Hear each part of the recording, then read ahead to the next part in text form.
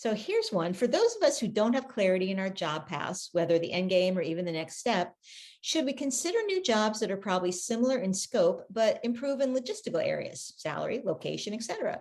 Or sit still till we have clarity? Any general principles to guide this?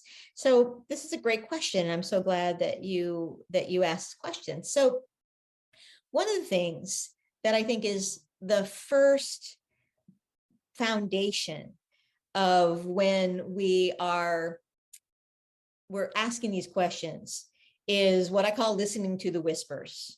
And there's a whole chapter in the book on listen to the whispers. But it sounds like you are already hearing some whisper that says, is it time to move on? Should I stay? Should I go? The first piece is to get clarity on what do I really want? Not just what's not working where I am, but what is it that I really want? If I had a magic wand, what would the parameters be? What would the work look like? What would the people around me be like? What would the salary, the location, some of the more tactical things? And I think it's important to be able to trust those whispers, to really hear and say, I want a place where I can lead more, or I want an opportunity to make a bigger impact, or I want to actually dial down my work a little bit because right now I really need to focus in on the kids and some of the things that they need me for. I think it's really important that there's no right or wrong, but we have to get clear on our whispers and what's happening.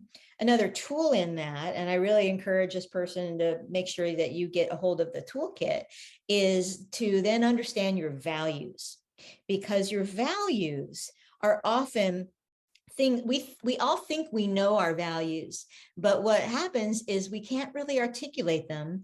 And when there's conflict, when we're feeling like grr about something at work, often it's one of our values is being violated, and getting the clarity on what our value is and how something around it is conflicting with that can be really powerful to help you understand, great, so is that something I can control?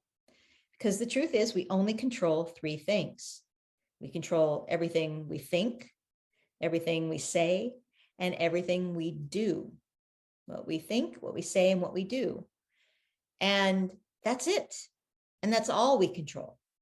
So getting the clarity first about like, what is the ideal state?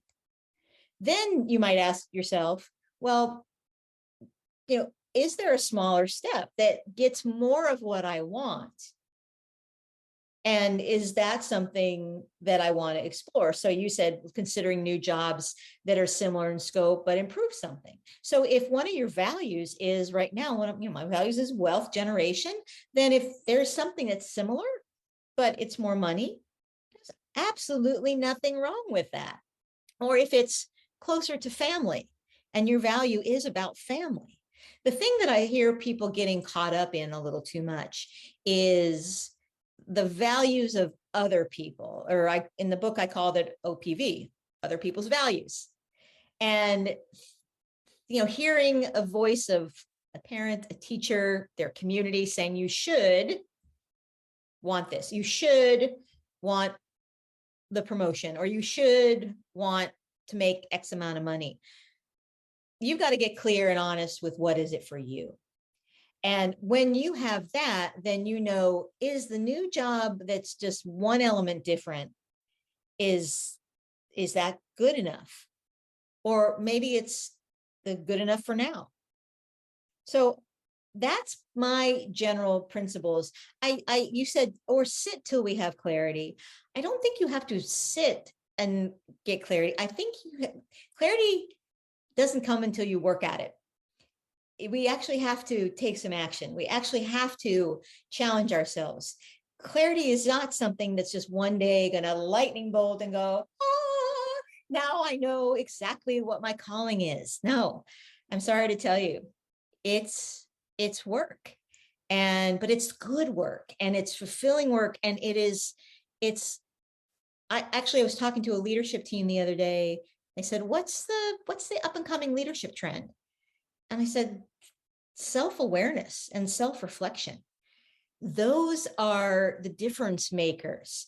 And the more we can start to build in that habit, that ability to self-reflect, to say, so what do I want?